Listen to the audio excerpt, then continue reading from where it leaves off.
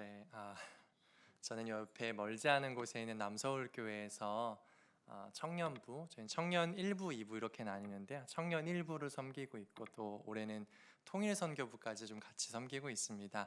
제가 또 영상 방금 전에 이렇게 보면서 느낀 건데 정말 이렇게 주빌리 분들의 기도로 하나님께서 참 부족한 사람의 준비를 통하여서 참 하나님께서 일하셨다 그런 생각이 되니까 너무 감사하는 마음이 많이 생기는 것 같습니다. 또 이런 귀한 기도의 자리 이렇게 767회나 이어오셨다는 이야기를 제가 들을 때 참 많은 헌신과 너무나 귀한 자리인데 또 하나님께서 이런 자리에 종을 보내주셔서 또 어떤 말씀을 듣게 하실지 참 많이 부족하지만 하나님 기대하는 마음으로 이 자리에 섭니다. 벌써 5년 전인데요. 2014년 말에 12월 전쟁설이 퍼진 적이 있습니다. 기억나실지 모르겠지만 그때 어떤 사람들은 필리핀으로 이주까지 하고 또 정말 그랬습니다. 그것이 알고 싶다 이런 거에 방영이 되고요. 홍목 씨가 땅굴 이야기를 하고 롯데타워 쪽에서 많이 이렇게 사고가 나는 게 거기에 땅굴이 있어서 그렇다 이런 얘기들이 많이 있었어요.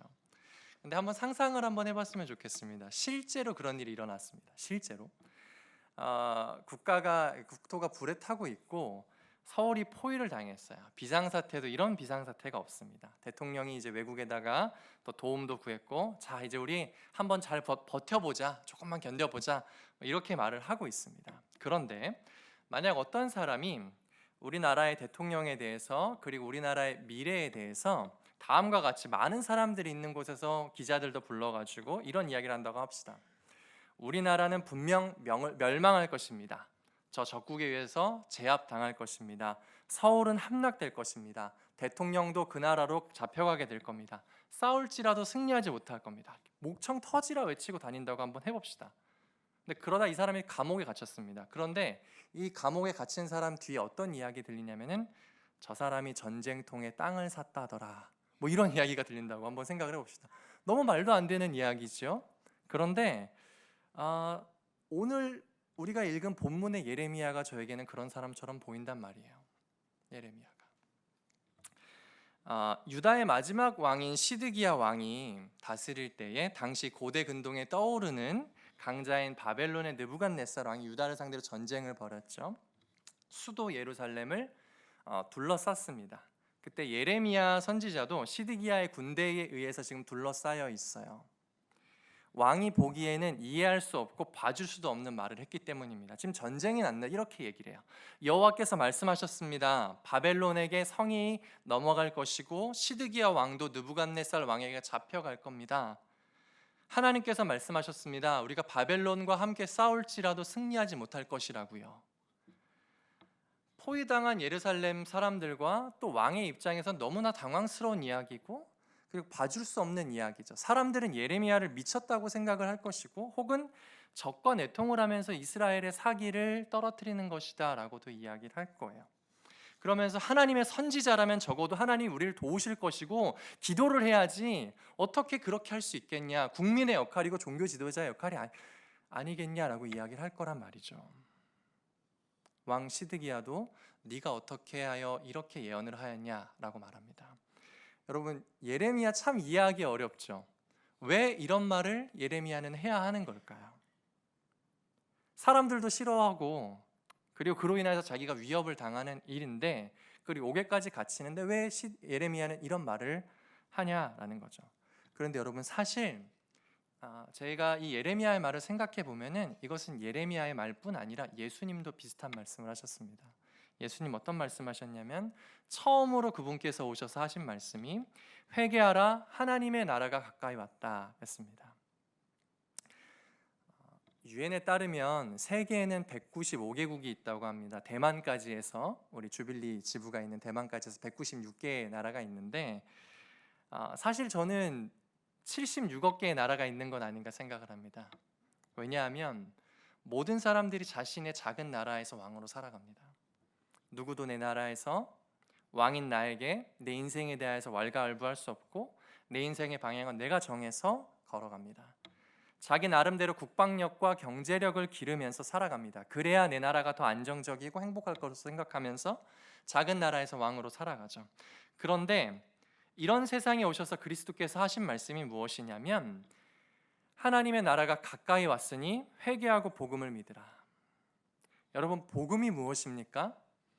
전쟁이 임박했고 바벨론에게 둘러싸였고 유다의 왕 시드기야의 나라가 그리고 그 왕이 곧 멸망할 것처럼 복음은 사람들에게 와서 너희가 왕으로서 살고 있는 나라가 지금 포위당했고 하나님의 나라가 왔으니 전쟁에도 승리하지 못할 것인 항복하라 라고 말하는 것이 하나님 나라의 복음입니다.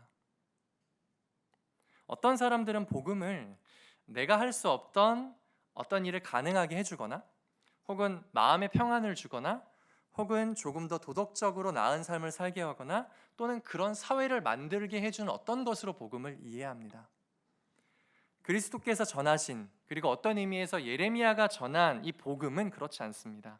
마치 바벨론이라는 강력한 나라가 와서 유다 나라와 그 왕을 정복할 것이고 그래서 두 손 들고 항복하라고 말하고 있는 것처럼 복음은 그리스도께서 오셔서 처음 말씀하신 것처럼 회개하라 하나님의 나라가 가까이 왔다입니다. 하나님의 나라가 가까이 왔으니 자신의 나라에서 왕으로 살던 모습을 버리고 회개하고 항복하라고 말합니다. 그래봤자 멸망당할 것이니까 항복하라라고 말하는 것이 복음입니다. 그리고 이 말은 예레미야가 이야기하고 그리스도께서 이야기하셨던 것뿐 아니라 모든 믿는 사람들이 이 하나님의 나라에 관한 말을 하는 것입니다. 이 땅에서 당신들의 나라는 영원하지 않을 것이고 당신들의 나라는 하나님 나라에 점령당할 것이니 내가 왕이 되어 더 많은 힘과 소유를 가지면 자유와 안정이 있을 것이라고 생각하는 그 왕좌에서 내려와서 참된 왕께 왕좌를 드리라 라고 말하는 것이 모든 그리스도인들이 전하는 복음이다라는 거죠. 주 안에 사랑하는 여러분, 우리의 가정과 학교에서 우리가 사람들과 나누는 말은 어떻습니까? 요즘에 젊은 사람들이 많이 하는 SNS 중에서 예전에는 뭐 페이스북 이런 거 많이 했는데요. 요즘에 그 페이스북을 하면 젊은 축에 안 껴줍니다. 요즘에는 인스타그램이라는 걸 하거든요. 인스타그램이란 하는 것인데 제가 청년들 인스타그램을 이제 보면은 다 내용이 너무 다 똑같습니다. 어디에 갔더니 맛집이 있더라, 뭐 맛집 태그 걸고 어느 커피숍이 분위기 좋더라, 또 어떤 여행지 갔더니 너무 좋더라, 뭐 다 이런 이야기들 하고 있습니다. 물론 할 수 있고 하나님께서 우리에게 허락하신 귀한 것들이기 때문에 감사함으로 누릴 수 있는 주제라고 생각합니다. 하지만 이 복음을 말하는지를 생각해 봐야죠. 당신의 삶의 방식을 돌이키고 하나님의 나라가 가까이 왔으니 왕으로서 살고 있는 당신의 나라에서 그 멸망할 나라에서 내려와서 왕좌를 하나님께 드려라. 그리고 복음 때문에 우리도 이런 말을 들어야죠. 어떻게 해서 그런 말을 합니까? 왜 그런 말을 합니까? 라고 예레미야가 들었던 것처럼 우리도 좀 그런 말 좀 들어봐야죠. 그리스도인들은 그리스도를 말하고 그리스도의 메시지를 말하는 사람들입니다. 일주일에 한 번 교회에 오고 종교란에다가 기독교라고 적어서 그리스도인이 되는 것이 아니죠. 우리를 그리스도의 향기라고 이야기를 하는데 어떤 사람들은 그리스도의 향수 정도로 이해하는 것 같습니다. 그러니까 마치 그리스도인인 나의 삶을 좀 뭔가 더 좋은 또 매력적인 어떤 냄새가 나게 하는 것 정도? 그렇게 이해하는 것 같습니다. 교회와 그리스도가 나의 삶을 더 잘 되게 만들어주고 그렇게 조금 더 매력적인 향이 나는 것처럼 그렇게 이해한다라는 것입니다. 어지간히 신앙생활을 하고 또 어지간히 기도를 많이 하신 분들도 그저 복음의 메시지를 이 정도로만 이해합니다. 내 삶을 더 이 땅에서 향기나게 해주는 것. 그것이 아니죠. 누군가에게는 사망처럼 느껴지는 그리스도의 냄새입니다. 내가 이렇게 살고 있다가는 죽겠구나 하는 그런 그리스도의 냄새입니다. 누구에게는 사망의 냄새가 되는 것이 그리스도의 향기라는 것입니다. 우리가 이런 이야기를 조금 더 많이 했으면 좋겠습니다. 당신의 나라의 왕으로 살고 있던 자리에서 내려와서 참된 왕께 왕자를 드리십시오라는. 그러면은 예레미야에게 당신이 어떻게 이같이 예언하느냐라고 이야기했던 것처럼 사람들은 왜 그런 말을 할 것이냐라고 이야기할 것입니다. 하나님께 항복하라는 그런 이해할 수 없는 말 그만하라고 이해할 것입니다. 그런데 지금은 세상이 이해할 수 없는 말을 그리스도인들이 하는 게 아니라 세상이 이해할 수 있는 말만을 하고 있는 것이 어떻게 보면 그리스도인들의 모습이 된 것인지 모르겠습니다. 그래도 계속해서 우리가 이게 진짜라고, 정말 참되신 왕이신 하나님께 왕좌를 드리는 게 그게 복음이라고 이야기를 한다면, 예레미야가 구금을 당했던 것처럼 어떤 지역에서는 실제로 이렇게 감옥에 갇히는 일이 있고, 혹은 우리가 사는 이 사회에서는 무시당하고 조롱당하게 됩니다. 그것이 복음을 제대로 전할 때 일어나는 일입니다. 예수쟁이들은 원래 이런 말 해야 되는 거죠. 예수님께서 전한 핵심 메시지, 회개하라, 하나님의 나라가 가까이 왔다, 그 복음을 이야기해야 될 것입니다. 그리스도인들은 이런 이해할 수 없는 말만을 하는 사람들 뿐 아니라 이해할 수 없는 일들을 하는 사람들이기도 합니다. 저희가 예레미야 이야기로 다시 한번 돌아왔으면 좋겠습니다. 자, 지금 예레미야는 바벨론이 예루살렘을 포위하고 있을 때에 연금되어 있는 거죠. 그 예루살렘이 연금되어 있습니다. 근데 이때에 고향에서, 예레미야의 고향인 아나돗에서 친척 한 명이 찾아옵니다. 하나멜이라는 이름을 가진 사람인데, 그가 와서 말을 합니다. 아따 성님 잘 계셨는감요. 부탁 좀 하러 왔수다. 우리 고향 아나돗에 있는 제 밭이 있는데 성님이 좀 사주면 안 되겠어. 이 땅을 성님이 사줘서 우리 가문에 계속 머물러 있게 할 권리가 성님한테 있지 않습니까? 땅의 상속권이 이제는 성님께 있어. 전라북도 분들께 죄송한데 서울 사람이라서 사투리가 좀 서툽니다. 사실 이 일을 하나님께서 미리 말씀해 주셨습니다. 여러분 7절이 그 내용인데, 7절이 이렇게 말씀하셨죠. 보라, 내 숙부 살룸의 아들 하나멜이 내게 와서 말하기를 너는 아나돗에 있는 내 밭을 사라. 이 기업을 물을 권리가 내게 있느니라 하시더라. 자, 사촌이 와서 얘기할 거야. 너한테 땅 사라고 얘기할 거야. 아나돗에 있는 밭을 너에게 사라고 이야기할 것이고 권리가 너에게 있다라고 이야기할 것이야. 자, 여러분, 이 하나멜이라는 사람은 왜 지금 땅을 팔려고 할까요? 물론 어떤 이유에서든지 급하게 돈이 필요했을 수도 있다고 생각합니다. 근데 그때 당시에는 형제들이 많이 있었잖아요. 형제들이 많이 있는데 왜 굳이 형제들을 안 사고 형제들에게 가지 않고 왜 사촌인 예레미야에게까지 왔냐라는 거죠. 구금 중인 예레미야를 찾아올 정도로 급한 이유가 있었을 것일까요? 근데 혹시 나라가 망할 것을 알고 있었기 때문에 온 것은 아닐까요? 지금 보시면 수도인 예루살렘은 포위되어 있고 유다 나라는 이제 바벨론에 의해서 망할 것인데, 나는 그럼 이제 포로로 끌려가기 전에 다른 나라에 가서 새로운 삶을 살아야 할 것인데 돈이 필요하다라는 생각을 했을 수도 있을 것 같아요. 마침 사촌인 예레미야가 감옥에 갇혀 있다라는 얘기를 들어요. 세상 돌아가는 물정 모를 것이고 내가 가서 땅을 사달라고 하면 땅을 사지 않을까, 뭐 이런 상상을 제가 한번 해봤어요. 자, 어찌되었든 간에 왔습니다. 지금 땅을 사달라고 해요. 만약 여러분이라면 어떻게 하시겠습니까? 사실래요? 안 사실래요? 제가 예를 한번 들어볼게요. 만약에 이 주변의 아파트가 말이 안 되는 가격인 1억에 나왔어요. 매매가. 그래서 공 하나가 실수로 빠져도 싼 거잖아요. 그래서 전화도 해보고 부동산에도 물어보고 등기부도 띄워보고 해봤는데 뭐 맞고 법적으로도 문제가 없어요. 사야 될까요? 말아야 될까요? 하나님 나라를 위해서 투자하십시오. 그래서 단 한 가지, 전쟁이 났다는 소식을 알고 있어요. 전쟁이 났어요. 1억에 나왔어요. 사야 될까요? 말아야 될까요? 사면 안 되죠. 사면 안 되죠. 사지 말아야죠. 예레미야도 알고 있었습니다. 세상을 점령하고 있는, 정복하고 있는 그 나라가 지금 예루살렘을 둘러쌌다는 걸 알고 있었고요. 하나님께서 미리 말씀해 주셨고요. 그것 무엇보다 자기가 그 말씀을 외치고 다녔어요. 망할 겁니다, 망할 겁니다 외치고 다녔어요. 그러면 사면 안 되잖아요. 그런데 예레미야는 땅을 사요. 모든 절차를 다 갖춰서 삽니다. 여러분 9절에서 12절 내용을 보면은요, 한번 보세요. 값을 달아서 주고요, 인감을 가지고 절차대로 규례대로 봉인한 매매증서, 봉인하지 않은 매매증서 다 갖춰서 증인들까지 세워서요, 사람들을 불러가지고 우리 간수분들 오세요, 증인하세요, 세워놓고 도장을 꽝꽝 쳐. 이제 제 땅입니다, 제 땅이에요 라고 한다고요. 만약에 여러분들이 그곳에서 있었다면 이 모습을 매우 재미있게 보지 않았습니까? 정신나강에 분명하다. 하나멜도 아마 도장이 꽝꽝 쳐질 때 웃으면서 떠날 수 있었을 것 같아요. 하하 웃으면서 떠났을 거예요. 여러분, 이게 그리스도인의 삶입니다. 이게 그리스도인의 삶이에요. 예레미야가 세상 기준으로 볼 때에 전혀 사면 안 될 땅을 산 이유는 세상 물정을 몰라서가 아니에요.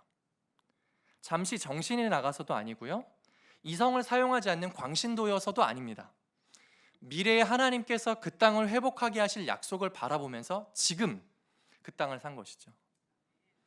그리스도인은 마지막 날에 소유하게 될 하나님의 나라를 이미 소유한 사람들이기 때문에, 그렇기 때문에 하나님 나라에 대한 대가를 지금 이 땅에서 지불하면서 살아가는 사람들입니다.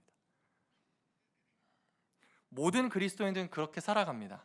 미래에 하나님의 나라가 온전하게 완성될 것을 믿는다면 지금 여기에서 그 하나님 나라를 위해서 대가를 지불하면서 산다라는 거죠. 하나님의 나라를 위해 산다고 하는 사람들은 이 땅에서 사람들이 보기에는 가치가 없다고 하는 일에, 망할 것이 분명하다고 이야기하는 그런 일들에 분명한 대가를 지불하면서 살아요. 제가 신대원 다닐 때 채플 시간에 한 분이 오셔서 말씀을 전해주신 게 제가 아직도 기억에 나는데, 나름 잘 나가던 입시학원의 원장님이셨고, 또 한 40세 가까이 이렇게 되셨을 때에 예수님 몰랐어요. 평생 예수님 모르고 예수님 무시하면서 살아오셨던 분인데, 복음을 깊이 경험하고 나서 하나님 나라가 무엇인지를 알게 되자 가지고 있던 자신의 재산을 다 정리를 하고요. 그리고 나서 주변의 사람들 나눠주고, 어려운 사람 나눠주고, 그리고 나서 1년 만에, 예수 믿은 지 1년 만에 아프리카 케냐 땅으로 가요. 그리고 거기서 땅을 샀습니다. 수도 나이로비가 땅값이 비싸다는데 뭔가 투자 목적으로 그런 건 아니고요. 그분이 사신 땅은 아무도 살려고 하지 않는 땅, 쓰레기 매립지가 확장되고 있는데 그 쓰레기 매립지 옆에다가 땅을 샀어요. 그분이 부끄러워서인지 어머니도 아들이 어디로 이민 갔냐라고 묻는 말에 케냐와 비슷한 캐나다라고 이렇게 얼버무리면서 말씀하시기도 했다고 합니다. 그분이 2009년에 자기의 블로그에다가 이렇게 썼어요. 2009년 10월 7일에 블로그에 쓰신 건데 이렇게 썼어요. 첫 번째 겨자씨를 고로고초에 뿌렸습니다. 고로고초는 나이로비에 위치한 세계 최대 쓰레기 처리장입니다. 해 뜨기 시작해서 해 지기 직전까지 끊임없이 드나드는 쓰레기 적재 차량들이 이곳을 찾아 가득 실어온 쓰레기들을 하적할 때면 수많은 사람들이 달려들어 서로 더 나은 쓰레기를 줍기 위해 경쟁을 벌이는 살벌한 곳입니다. 일자리를 잃은 각처의 사람들이 그나마 음식물 쓰레기로 끼니를 이어갈 수 있다는 이유만으로 이것을 찾아들어 쓰레기장 위에 나무 막대기로 기둥을 만들고 그 위에 비늘을 얹어 그 안에서 기거하기 시작한 이곳은 이제 세계에서 가장 큰 쓰레기장촌이 되기에 이르렀습니다. 나뒹구는 병 조각들과 함께 방치된 아이들, 쓰레기를 주워 먹고 사는 일이 아이들의 교육보다, 아니 그 무엇보다 중요하다고 여기는 부모들의 방치 속에서 쓰레기장이 이 세상의 전부인 줄 알고 살아가는 아이들, 바로 이 아이들이 하나님께서 부족한 종에게 허락하신 첫 겨자씨입니다. 까만 피부 위로 잿빛 먼지를 가득 뒤집어 쓰고 낡고 구멍난 옷을 입고 38명의 아이들이 아침마다 엘토토 학교로 옵니다. 매일 똑같은 옷을 입고 세수한 흔적도 없지만 세상의 어떤 보석보다도 밝게 빛납니다. 이 아이들의 환한 미소를 보며 까르르 거리는 웃음소리를 들으면서 벌써부터 꿈을 꿉니다. 이 냄새나고 연기나는 쓰레기장이 복음으로 다시 태어나는 꿈을 꿉니다. 벌써 주님이 그 첫 미라를 심으셨음을 알기에 날마다 설레입니다. 복음, 그 영화로움과 무한한 능력과 거룩함을, 바로 그 복음의 실체를 이들과 나누길 소원합니다. 여러분, 잘 나가던 학원을 정리하고 재산의 대부분을 사람들에게 나눠준 후에 아프리카 케냐 땅에, 그것도 쓰레기 매립장에 땅을 산 이 사람, 모두가 비웃을 만한 일 아닙니까? 그런데 이 선교사님 말씀하시는 것은 무엇이냐면, 이 아이들의 환한 미소를 보며 까르르 거리는 웃음소리를 들으면서 벌써 꿈을 꾼다라는 겁니다. 이 냄새나고 연기나는 쓰레기장이 복음으로 다시 태어나는 꿈이요. 사랑하는 여러분, 이런 삶은 예레미야나 선교사님과 같은 일부의 사람들만 사는 특별한 삶입니까? 어떤 사람들은 내가 이런 삶을 살아야 하는 것은 아니지 않냐고, 무엇보다도 하나님이 나한테 그런 말을 하는 건 아닌지 않냐고, 어떻게 하나님이 나한테 그렇게 살라고 이야기하는 줄 알 수 있냐고 물어봅니다. 그런데 여러분 그거 아세요? 예레미야도 몰랐어요. 예레미야도 하나님께서 이 땅 살아고 하는지 몰랐어요. 7절을 보시면은요, 하나님은 이 사람이 올 거니까 그러니까 너가 땅을 사라, 알았지? 그렇게 얘기 안 하셔요. 7절 보세요. 올 거야 라고만 이야기를 했어요. 그런데 예레미야는 그 말씀을 가지고 어떻게 알고 있냐면은, 저 같으면은 이렇게 생각했어요. 아, 하나님, 저 사면은 손해 보니까 사지 말라고 미리 알려주시는 거군요. 역시 우리 하나님 저를 귀하게 여기시고, 이렇게 생각했을 것 같아요. 그런데 예레미야는 올 거야 라는 그 말씀에, 땅을 사라고 할 거야 라는 그 말씀이 나에게 사라는 것이구나 라고 들렸다라는 거죠. 어떻게 그럴 수 있을까요? 그것은 여러분들이 예레미야를 서를 읽어보시면 아는데, 예레미야는 항상 하나님의 말씀에 순종한다라는 이야기를 할 때 어떤 단어를 쓰냐면요, 청종이라는 단어를 씁니다. 듣는 것과 들을 청이죠. 그리고 순종하는 거죠. 예레미야에게 있어서 듣는다라는 것은 제가 듣고 한번 생각해 볼게요가 아니라, 듣는다라는 것은 순종하는 것으로 이해하고 있었다라는 겁니다. 그러니까 순종할 마음으로 들었을 때에 하나님의 말씀이 구분이 되는 것이죠. 예레미야는 그렇게 들었어요. 제가 섬기는 제 남서울교회 청년부에서도 이번에 그 원코리아 넥스트 할 때 저랑 같이 스텝으로 섬겼던 친구의 이야기인데, 이 친구가 이제 취업을 하게 이제 되는데, 처음으로 이제 직장에 가는데도 불구하고 자기 밑에 10명 정도가 있는 관리직으로 가게 될 정도로, 그리고 연봉까지 이렇게 이야기할 정도로 일이 잘 되고 있었어요. 그런데 그 담당자가 저희 친구에게 말을 하기를, 이제 8월 6일부터 10일 한 15일까지 우리가 해외에 가서 좀 이벤트가 있는데 거기부터 참여를 하셔야 됩니다. 이렇게 얘기를 한 거예요. 근데 그 친구가 교회 리더이기도 하고, 그 기간이 저희 청년부가 가는 낙도 선교 기간이랑 겹쳐요. 저희가 한 6박 7일 정도를 낙도에 10개 섬을 흩어져서 섬으로 갔는데, 그래서 그 친구가 이제 그 담당자에게 이야기하기를, 제가 낙도 선교가 있어서 좀 어려울 것 같은데 이거를 어떻게 안 갈 수 있는 방법이 있겠습니까? 라고 이야기를 했더니, 이걸 꼭 오셔야 우리 회사에 들어올 수 있습니다 라고 그렇게 얘기를 하더래요. 그래서 그 친구가 뭐라고 얘기를 했을까요? 그러면은 저는 이 회사에 들어가지 않겠습니다 라고 이야기를 했어요. 그리고 저희 교회에 있는 어떤 친구는 이름만 대면 알 수 있는 대학 그런 과를 나왔는데, 그 아이의 마음 가운데 하나님께서 하나님 나라를 위한 사역자가 되면 좋겠다라는 그런 마음을 주셔서, 부모님들이 반대를 함에도 불구하고 이 일을 준비하기 위해서 지금은 특별한 일 없이 대학교 졸업하고 아르바이트나 하면서 지내고 있어요. 제가 이런 친구들 앞에서 참 할 말이 없습니다. 저는 말로써 가르치는데 이 친구들이 삶으로 보여주거든요. 그런데 여러분, 세상이 비웃을 일 아닙니까? 세상이 비웃을 일이죠. 모든 그리스도인들은 사실 이렇게 살아가는 겁니다. 마지막 날에 하나님 나라를 온전히 이 땅 가운데 임하게 하실 것을 믿는다면, 그분이 회복하실 것을 정말로 믿는다면, 이 땅에 잠깐 있는 삶 가운데 무엇이 우선순위인 줄을 알고 정말 이 땅에서 값을 지불하면서 사는 것들이, 그것이 그리스도인의 삶인 것이죠. 이게 정상인 것이죠. 그렇기에 우리가 사야 할 아나도 땅에 대해서 한번 생각해 봤으면 좋겠습니다. 여러분들이 사셔야 될 아나도 땅은 어디입니까? 어떤 분에게 가정이 될 수 있겠고요, 직장의 어떤 부분이 될 수 있겠고요. 그렇지만 여러분 한번 생각해 보세요. 소망 없고 망할 게 분명하고 사면 웃음거리가 되는 그 땅 어디입니까? 우리가 이 자리에 모인 우리에겐 그 땅이 북한 땅입니다.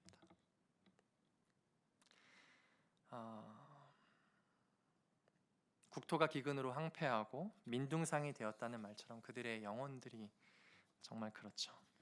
많은 사람들이, 심지어는 그리스도인들조차도 북한 땅을 아나도 땅처럼 여기면서 망할 땅으로, 소망이 없는 땅으로 여겨요. 그러나 여러분, 우리는 그렇게 볼 수 없죠. 하나님께서 아나도 땅을 사라고 하신 것처럼 우리에게도 말씀하시기에 우리가 가진 것을 들여서 그 땅을 지금 사야 합니다. 게다가 아나도 땅이 예레미야에게 고향이었거든요. 그런 것처럼 우리에게도 북한 땅은 이 한반도의 복음이 처음 전해진 복음의 고향이고, 그리고 아마도 이 자리에 계신 어떤 분들에게는 실제로 그 땅이 고향이신 분들도 있을 거라고 생각해요.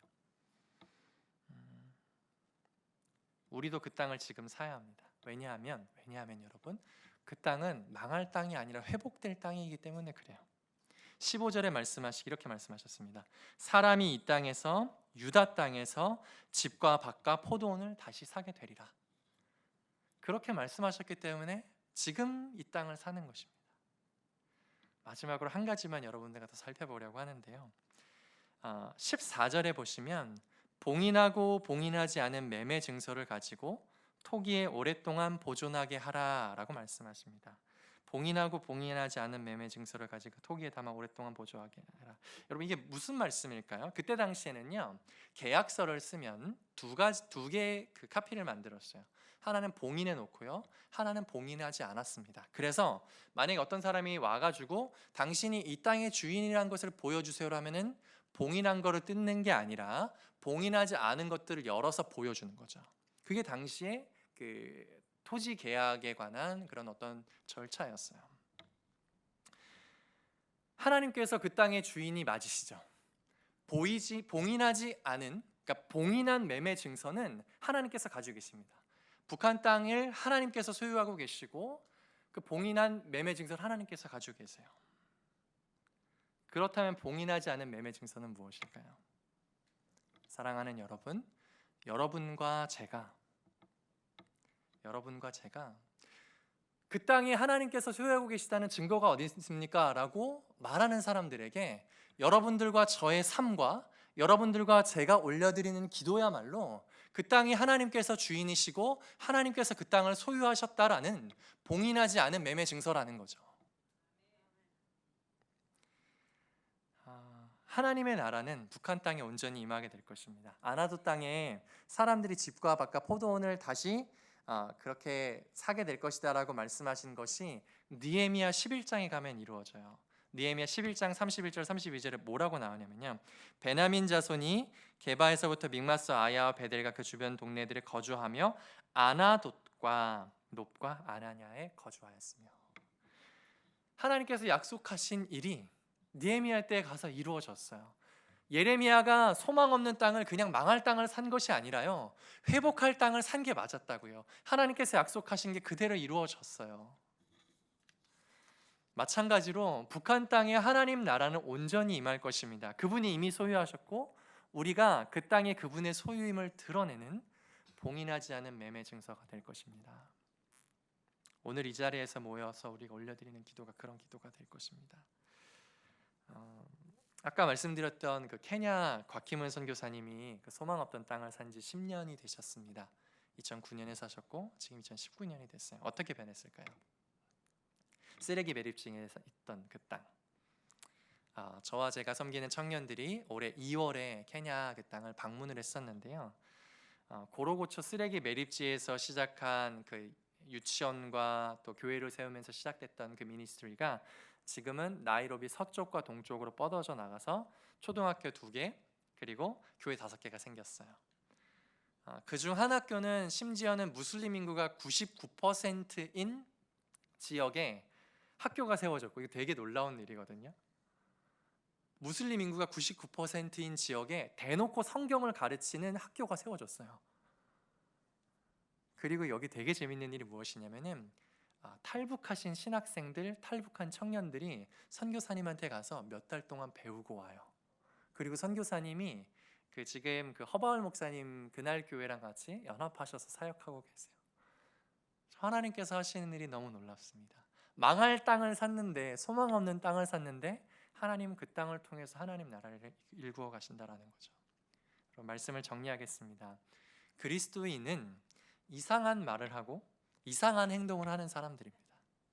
그게 정상입니다. 하나님 나라의 복음을 전하고 그 하나님 나라를 지금 대가를 지불하며 사는 사람들입니다. 그 소망 없어 보이는 북한 땅, 하나님이 이미 소유하고 계십니다. 우리의 삶이, 그리고 우리의 기도가 그 북한 땅이 하나님의 소유라는 것을 누구에게나 보여주는 봉인하지 않은 매매 증서가 될 것입니다. 제가 한번 기도하겠습니다.